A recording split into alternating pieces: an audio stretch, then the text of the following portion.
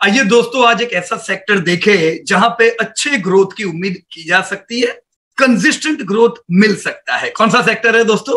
Yes, diversified retail sector. दोस्तों, भारत एक ऐसा कंट्री जहां पे दुनिया की सबसे ज्यादा पॉपुलेशन है और जब लोगों की इनकम बढ़ती जा रही है दोस्तों, रिटेल का सेक्टर का ग्रोथ जबरदस्त बढ़ना चाहिए।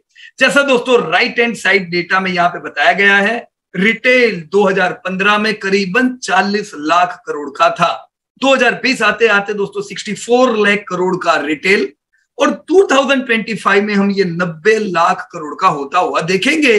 अब ये जो ग्रोथ है ये 9-10% का ग्रोथ है, पर ये ओवरऑल रिटेल का ग्रोथ है। दोस्तों, भारत में रिटेल ज्यादातर अनऑर्गेनाइज सेक्टर में है। अब जैसे जैसे हम आगे बढ़ते जा रहे हैं, ऑर्गेनाइज्ड मार्केट अनऑर्गेनाइज्ड मार्केट का भी शेयर खा के ग्रोथ करता जा रहा है। तो आपका जनरली जब आप निवेश करते हो तो आप कहां निवेश करते हो? आप निवेश करते हो ऑर्गेनाइज सेक्टर में। तो यहां पे सेक्टर का ग्रोथ होगा 9-10%, पर आपको ऑर्गेनाइज्ड रिटेल 15% का ग्रोथ दोस्तों दे सकता है। तो ये बहुत ही अच्छा ग्रोथ हुआ।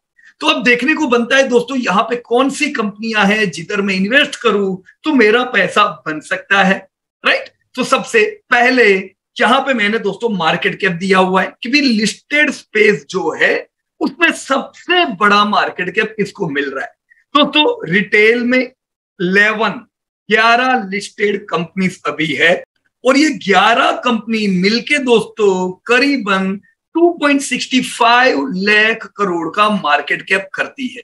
ये 2.65 लाख करोड़ के मार्केट कैप में जैसा आप देख सकते हो दोस्तों, 95% इसका एक लौती डीमार्ट के खाते में जाता है। तो ये दोस्तों मानना बिल्कुल 100% है कि yes, DMart 95% market cap hold करता है इन डायरेक्ट लिस्टेड कंपनीज। दोस्तों, यहां पे हम रिलायंस को नहीं गिन सकते हैं क्योंकि रिलायंस इंडिविजुअली लिस्टेड नहीं है। रिलायंस एक पार्ट है, रिलायंस रिटेल एक पार्ट है रिलायंस इंडस्ट्री का। तो आप डायरेक्टली रिलायंस रिटेल को मार्केट कैप नहीं बता रहे हो, नहीं तो रिलायंस रिटेल सबसे अव्वल यहां पे होता। रिलायंस रिटेल को ना गिने तो DMart is the leading player in whole diversified retail. DMart के बाद कोई नंबर 2 नंबर 3 नहीं है, दूर दूर तक कोई कंपटीशन नहीं है। As you can see, Shopper Stop के हिस्से में खाली 9,000 करोड़, वीमार्ट के हिस्से में खाली 4,500 करोड़, और स्पेंसर सी 500 करोड़। तो दूसरी कंपनियों को कोई मार्केट कैप नहीं मिलता है। डीमार्ट इकलौता खिलाड़ी है जो डायरेक्ट लिस्टेड है। दोस्तों, यहाँ पे बिग बाजार ग्रुप की company future consumer, future retail, आप जानती हो दोस्तों, बड़े प्रॉब्लम कंपनी में चल रहे हैं और इसीलिए इन कंपनियों को बिल्कुल मार्केट कैप नहीं मिल रहा है, राइट? तो कौन है दोस्तों खिलाड़ी नंबर 1 डाइवर्सिफाइड रिटेल में? डीमार्ट इज द खिलाड़ी number 1 in the terms of market cap. दोस्तों, इस डाइवर्सिफाइड रिटेल में कंपनियों को धंधा कितना मिलेगा, ये 2 चीज पे डिपेंड है। दोस्तों, रिटेलिंग करेंगे किधर से? ई कॉमर्स ग्रोथ हो रहा है, पर ई कॉमर्स से ज्यादा अभी इंडिया में क्या है? Brick and motor business. India में डायरेक्ट रिटेल आउटलेट्स, राइट? तो 2 चीज से देखा जा सकता है कौन है खिलाड़ी नंबर 1। एक तो आप स्टोर गिन सकते हो, पर बहुत सी बार होता क्या है कि कुछ कंपनी बड़े स्टोर, खाली लार्ज LFS आप सुनते होंगे, लार्ज फॉर्मेट स्टोर ओपन करती है, और कुछ कंपनी छोटे स्टोर ओपन करती है। तो हो सकता है छोटे स्टोर कंपनी वाली बहुत ज्यादा स्टोर ओपन करे तो उसका टर्नओवर LFS से ज्यादा होगा। तो हमें दोनों चीज देखनी होगी, भाई तुम्हारे स्टोर कितने हैं और कितना मिलियन स्क्वायर फुट का टोटल स्पेस है। ये दोनों चीजों से ही पता चल सकता है, अकेला स्टोर काम का नहीं है। तो यहां पे मैंने आपको दोनों डेटा दिए हुए दोस्तों। As you can see, Reliance Retail के दोस्तों पूरे स्टोर में जितनी भी लिस्टेड कंपनियां हैं उनके 19,000 स्टोर है। अब आप देख सकते हो यहाँ पे फ्यूचर ग्रुप का हमने इसलिए नहीं डेटा दिया हुआ है क्योंकि अब वो रिजल्ट अपडेट नहीं करते हैं दोस्तों। फ्यूचर ग्रुप एक तगड़ा कंपटीटर था रिलायंस रिटेल का, वो बड़ी मात्रा में थे, पर दोस्तों उनका मैनेजमेंट इतना अच्छा न होने के कारण हाई डेप्ट, लिक्विडिटी रेशियो बुरे, सॉल्वेंसी रेशियो बुरे, दोस्तों आज फ्यूचर ग्रुप गायब हो गया है। तो अब ये फ्यूचर ग्रुप के रिटेल स्टोर किसी और के पास जाएंगे। अभी हम देखें तो जो कार्यरत है वो 19,200 स्टोर टोटल है भारत में। उसमें से आप देख सकते हो 18,000 स्टोर तो रिलायंस रिटेल के अकेले के है दोस्तों। तो अब फ्यूचर ग्रुप निकल गया। फ्यूचर ग्रुप था तभी भी रिलायंस रिटेल तो नंबर 1 ही था, पर अब रिलायंस रिटेल एकदम लीडर हो। 65.6 मिलियन स्क्वायर फुट का इनका टोटल रिटेल स्पेस है। तो आप स्पेस देखो या स्टोर देखो दोस्तों, रिलायंस रिटेल के भी दूसरे नंबर पे और कोई नहीं है। दूर दूर तक कोई कंपटीशन नहीं नजर आ रही है। जैसे आप बोल सकते हो डीमार्ट का तो धंधा मार्केट के बहुत अच्छा मिल रहा है, तो डिमांड बड़ा है, पर रिटेल स्टोर रिलायंस रिटेल के सामने फिर भी बच्चा है। कैसे दोस्तों, आप स्क्वायर फीट देखो तो कहां रिलायंस रिटेल के 65.6 मिलियन स्क्वायर फीट और कहां डीमार्ट के 13। तो रिलायंस डीमार्ट से 5 गुना ज्यादा बड़ा है। स्टोर उनके बहुत बड़ी मात्रा में बड़े हैं, राइट। बिलियन स्क्वायर फुट में भी 5 गुना ज्यादा है। तो हमें ये कंक्लूजन पे आना होगा कि number 1 in retail is Reliance retail. पर रिलायंस रिटेल डायरेक्टली लिस्टेड नहीं है, तो हम डीमार्ट को डायरेक्टली लिस्टेड कंपनी में दोस्तों मानेंगे। तो number 1 is Reliance retail and you can say number 2 it's DMart. दूसरी कंपनियां दूर दूर कोई कंपटीशन में आती नहीं है। शॉपर स्टॉप 217 और 423, पर इनके दोस्तों मिलियन स्क्वायर फुट आप देखो तो स्पेस बड़ी कम है। तो अगर मुझे रिटेल में इन्वेस्ट करना है तो मुझे जानना होगा कि कौन सी कंपनी अपने बिजनेस को बढ़ाने में कामयाब है। तो यहां पे जवाब मुझे मिल रहा है रिलायंस रिटेल जैसा कोई नहीं। दूसरे नंबर का अगर आप गिनो तो डीमार्ट, वो भी बहुत दूर है। बाकी कोई कंपनी होगी तो नंबर नहीं लगते, राइट। तो अगर जिसके स्क्वायर फीट ज्यादा है या जिसके स्टोर ज्यादा है उनके ही धंधे ज्यादा होंगे। ये आप देख सकते हो, मैंने यहाँ पे सेल्स का डेटा दिया है, राइट। अब सेल्स का डेटा पहला मैंने दिया है ओवरऑल आपकी डाइवर्सिफाइड रिटेल की लिस्टेड कंपनियों का। दोस्तों 2023 में करीबन 3 लाख करोड़ का सेल्स ये सारी कंपनियों ने मिलकर किया, जो पिछले साल के मुकाबले 2.5 लाख करोड़, पिछले साल 2.5 लाख करोड़ का था, इस साल 3 लाख करोड़ है। तो ये साल आप देख रहे हो 28% का एक ग्रोथ आया। दोस्तों ओवरऑल रिटेल 15% से बढ़ा है, 15-16% से। इसमें ऑर्गेनाइज रिटेल 18 to 20% से बढ़ा है। और आप लिस्टेड कंपनियां देखो तो ह्यूज 28% का दोस्तों यहाँ पे ग्रोथ हुआ। यू कैन सी इन 2015 दोस्तों 50,000 करोड़ का टर्नओवर करती थी सब कंपनी मिलके, और आज ये 3 लाख करोड़ प्लस का टर्नओवर पिछले 8 साल में कर रहे हैं। दोस्तों ये 27% का ग्रोथ, जबरदस्त ग्रोथ हुआ। यस दोस्तों, में मानना पड़ेगा सेक्टर में ग्रोथ एकदम तगड़ा है। पर ये ग्रोथ कौन कर रहा है, ये भी बड़ा इंपॉर्टेंट क्वेश्चन है। दोस्तों ये ग्रोथ में सबसे बड़ा कंट्रीब्यूशन किसका है? अगर ये साल 3 लाख करोड़ का टोटल टर्नओवर हुआ है दोस्तों, इट्स अमेजिंग। 2.60 लाख करोड़ खाली और खाली रिलायंस रिटेल। दोस्तों रिलायंस रिटेल हाथी नहीं है, ये डायनासोर हुए डाइवर्सिफाइड रिटेल के। एक तरफ पूरा रिलायंस रिटेल दोस्तों 80% टर्नओवर अपनी ओर ले जा रहा है। डीमार्ट 42,000 करोड़। तो आप देख सकते हो रिलायंस रिटेल जितना क्वार्टर में करता होगा उतना डीमार्ट साल में करता है। तो बड़ा ह्यूज डिफरेंस है दोनों कंपनी में। और तीसरी कंपनी तो बिल्कुल 4,000 करोड़, उसमें और डीमार्ट में भी कोई कंपैरिजन नहीं है। तो ये सेक्टर में हम क्लियर दे सकते हैं who is leader, Reliance Retail. Who is second leader, और we can say who is leader with direct listed company, then that's DMart. दोस्तों ग्रोथ आप देखो 40% का ग्रोथ रिलायंस ने पिछले 8 सालों में किया। अमेजिंग ग्रोथ, जबरदस्त। DMart 27% growth, right. तो बढ़िया ग्रोथ दोस्तों इन दोनों कंपनियों का आप देख रहे हो। बाकी कंपनियों का इतना अट्रैक्टिव ग्रोथ नहीं है। तो सीधी बात है, ये सेक्टर में मेरे को पैसा लगाना है। Top priority Reliance retail, second priority DMart. अब दोस्तों हम प्रॉफिटेबिलिटी भी देख लेते हैं सब कंपनी की। तो आप देख सकते हो दोस्तों यहाँ पे पूरे सेक्टर के मैंने प्रॉफिट दिए हैं। सेक्टर के भी प्रॉफिट बढ़िया ग्रोथ हुई है। 2015 में 900 करोड़ का प्रॉफिट आज दोस्तों 11,000 करोड़, 10 गुना 8 साल में कन्वर्ट हो चुका है दोस्तों प्रॉफिट। तो प्रॉफिट कौन करता है ये भी देखना जरूरी है दोस्तों। सीधा यहाँ पे आपके सामने चित्र है दोस्तों। प्रॉफिट में भी सिर्फ और सिर्फ रिलायंस आप देख सकते हो 9,000 करोड़, यानी पूरा सेक्टर मिलके जो नफा करता है 80% रिलायंस रिटेल की तिजोरी में जाता है।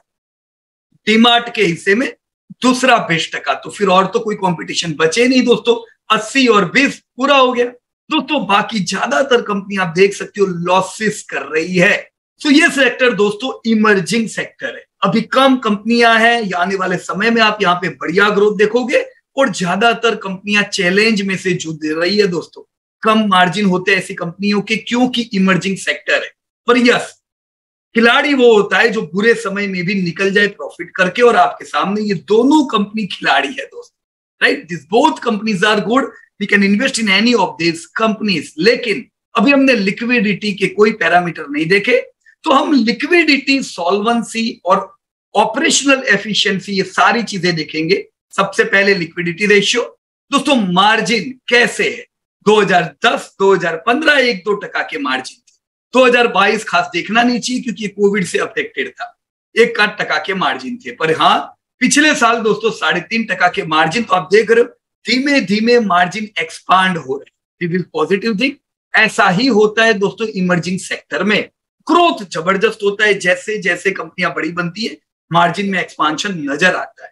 तो कौन सी कंपनी के कैसे मार्जिन है। Reliance retail is having very good 3.5% का मार्जिन, पर सबसे बढ़िया मार्जिन डीमार्ट का है। तो हमें ये मानना पड़ेगा कुछ है डीमार्ट में, क्वालिटी में हम ये कह सकते हैं कि रिलायंस को टक्कर दे रही है। तो प्रॉफिटेबिलिटी, प्रॉफिट एफिशिएंसी डीमार्ट की अच्छी ही है, हम डीमार्ट को बुरा नहीं कह सकते। पर ये दो ही कंपनी है जिसको हम अव्वल नंबर पे देखेंगे, Reliance and DMart. Shopper stop is also making profit, उसके अलावा तो कोई प्रॉफिट करता नहीं है, तो कोई और कंपनी देखनी भी नहीं चाहिए दोस्तों। टॉप पे आपकी दो ही कंपनी रहनी चाहिए जो धंधा करे, तो लिक्विडिटी रेशियो में भी अव्वल हो।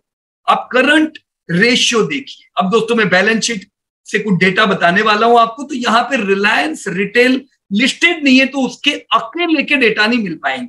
तो मैं यहाँ पे रिलायंस रिटेल को बाजू में रख रहा हूं, लेकिन मार्जिन से पता चलता है इनके रेशियो बुरे नहीं हो सकते, राइट। पर हाँ, डीमार्ट के सबसे अच्छे हो। दोस्तों करंट रेशियो यानी क्या, करंट एसेट को करंट लायबिलिटी से जब मैं कंपेयर करूं तो अच्छा खासा होना चाहिए। अब डीमार्ट का देख सकते हो दोस्तों, करंट लायबिलिटी के सामने 4 गुना ज्यादा करंट एसेट है।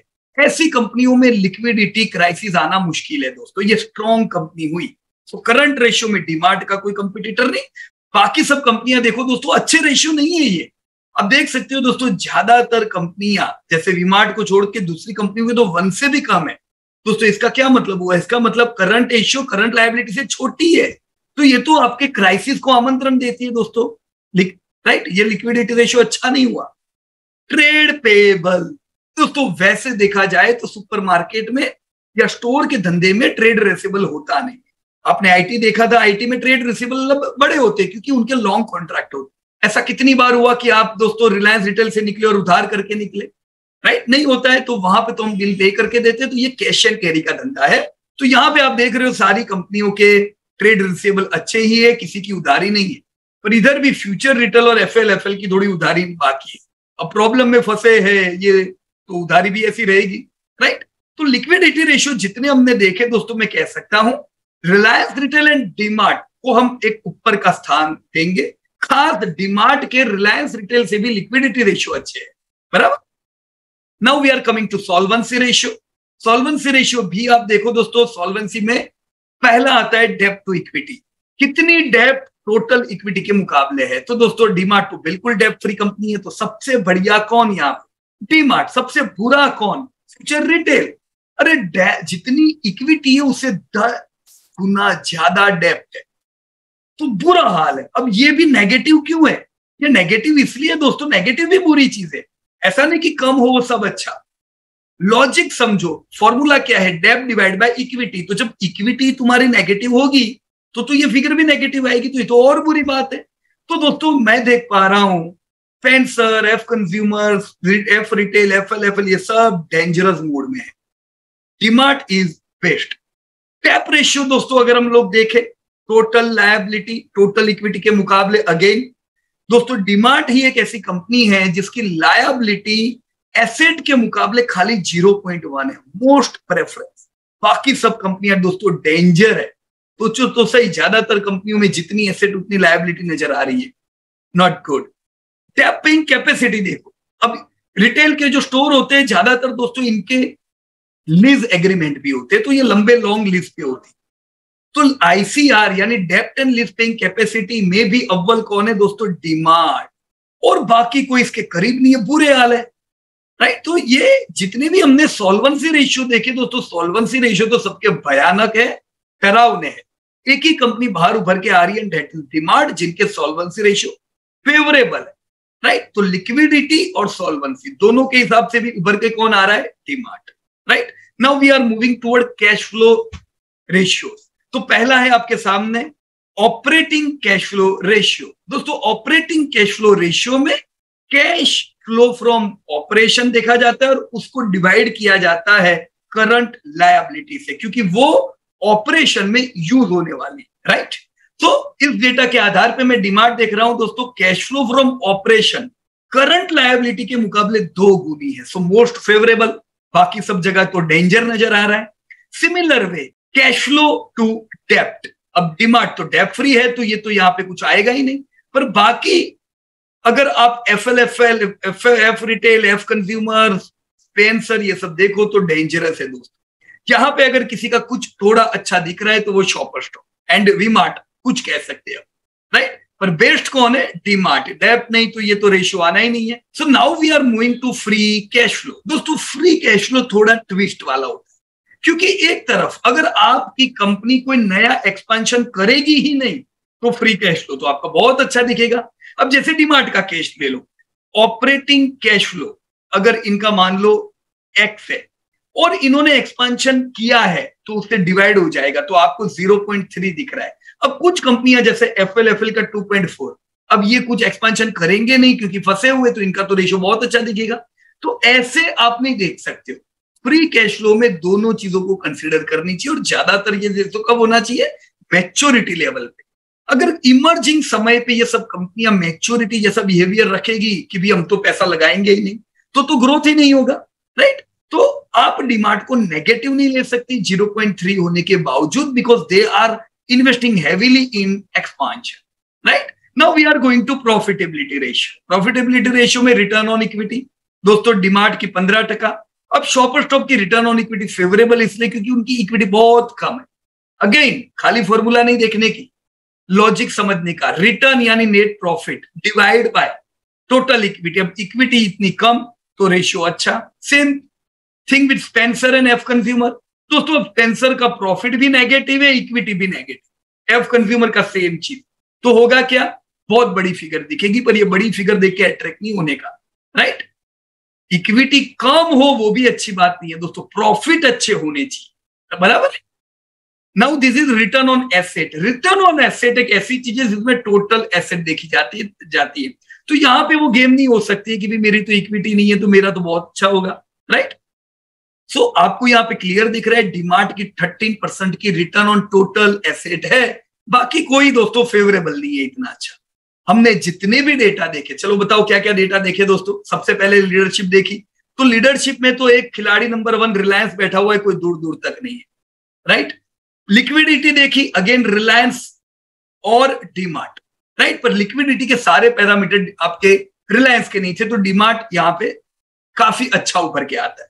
Solvency ratio, cash flow ratio, profitability ratio, तीनों रेशियो में दूसरी कोई नजदीक नहीं है, कोई है ही नहीं, खाली डीमार्ट ही डीमार्ट छाया हुआ है दोस्तों। यही डेटा अभी मैं आपको बताऊं, जब IPO आया था डीमार्ट का, हमने क्या सोच के डीमार्ट आप लोगों को रिकमेंड वो टाइम पे किया था दोस्तों, कंसिडरिंग दिस ऑल डेटा। यही सारे डेटा के आधार पे during IPO also we have recommended, even during today. अगर मुझे रिटेल में पैसा लगाना है दोस्तों, मैं सिर्फ डीमार्ट में लगा सकता हूं, और हाँ रिलायंस रिटेल में लगाना चाहिए। पर रिलायंस रिटेल डायरेक्टली लिस्टेड नहीं है, so if you are buying Reliance तो आप कह सकते हो मेरे पास कुछ हिस्सा रिलायंस रिटेल का आ गया, राइट। तो 2 कंपनी उभर के आई दोस्तों जब हमने पूरा एनालिसिस किया डाइवर्सिफाइड रिटेल का, कौन? Reliance retail and DMart. अब दोस्तों हम नेक्स्ट वीडियो में अभी डीमार्ट के क्या नतीजे आए ये दोस्तों चर्चा करेंगे, और उम्मीद करेंगे कि इन नतीजों के आधार पे अब डीमार्ट का परफॉर्मेंस कैसा रहना चाहिए, right. So thank you very much and जय हिंद टू एवरीबॉडी दोस्तों। इसी प्रकार से सारे अलग अलग इंडस्ट्री पे अगर आप जानना चाहते हो which is best company, channel को सब्सक्राइब कर दीजिए ताकि आपको अपडेट रेगुलर मिलते हैं। धन्यवाद। Disclosure: This update is for educating purpose. We are not tip provider.